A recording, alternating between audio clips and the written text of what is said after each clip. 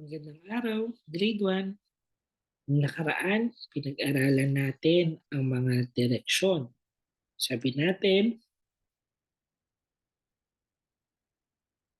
na tayo ay may apat na direksyon, mga apat na pangunahing direksyon. Ang hilaga,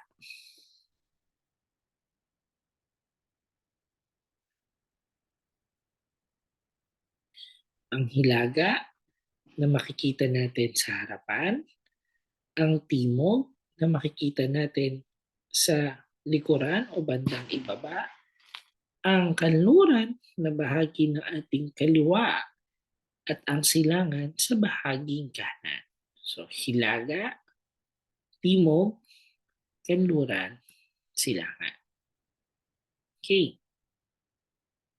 Ngayon naman, pag-usapan natin ang mga kaalaman sa mapa at mga pananda. Okay. Tignan nyo ito. Ito ay isang uri ng mapa o ito yung tinatawag na mapang pangkalsada saan makikita natin yung mga pangalan ng bawat kalye o bawat kalsada at kung ano yung mga makikita sa kapaligiran. Ano nga ba ang mapa? Kung ang globo o yung globe ay ang bilog na representasyon or that is the round shape that represent the earth o ito yung representasyon ng mundo, ang mapa naman ay patak na representasyon ng mundo. This is the flat or the map is a flat representation of the earth. Sa mapa, ipinapakita ang katangian ng mundo. The map, you can see the map, the structure of Earth. Makikita sa mapa ang hugis. You will see in the map the shape, the distance, the measure, and the location, and also the direction of a place in the earth. Yan, makikita natin ang hugis, distansya, sukat, at kinalalagyan at direksyon ng mga lugar sa mundo. Okay. Makikita sa mapa ang iba pang impormasyon ng isang lugar o mundo. Kartograpo or cartographer ang tawag sa taong gumagawa ng mapa. Okay. Cartographer is the one who make the map. May iba't ibang uri ng mapa. There's so many kinds of map. Ang mapang nakikita ninyo or nakita nyo sa unang larawan ay ang halimbawa ng mapang pangkalsada.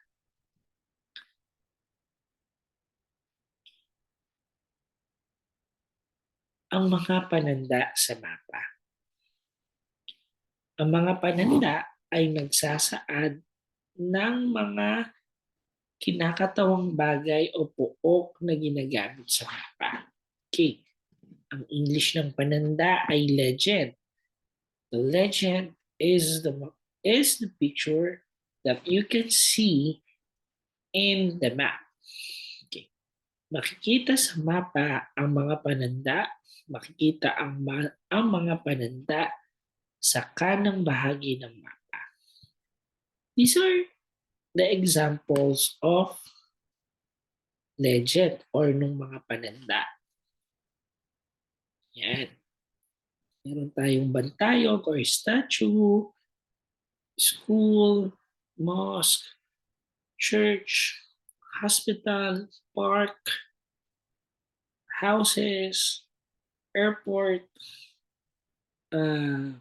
mountain.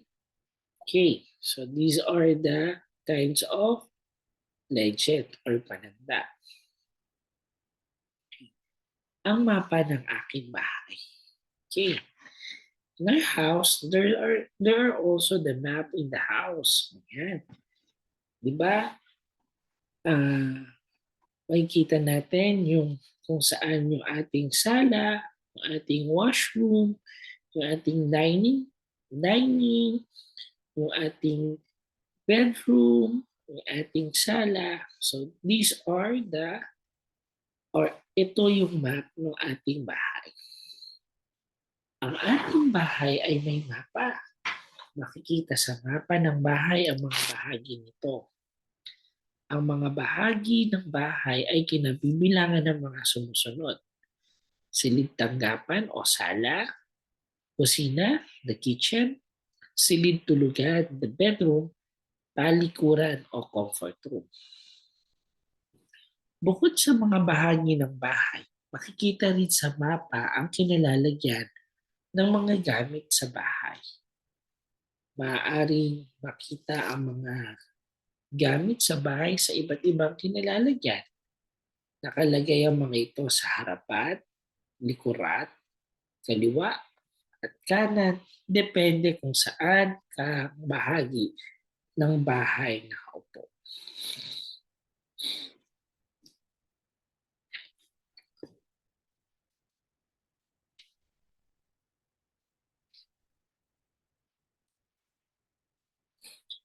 Yan. Okay. Sa susunod na pag-aaral natin, ang pag-uusapan natin ay ang mga nakikita ko mula sa bahay patungo sa paaralan. Aalamin natin kung ano-ano ba yung nakikita natin sa ating paligid pag tayo ay pumapasok o umaalis ng bahay. Okay. So ngayon, yan muna at magkita-kita ulit tayo sa susunod at gagawin natin yung ating worksheet.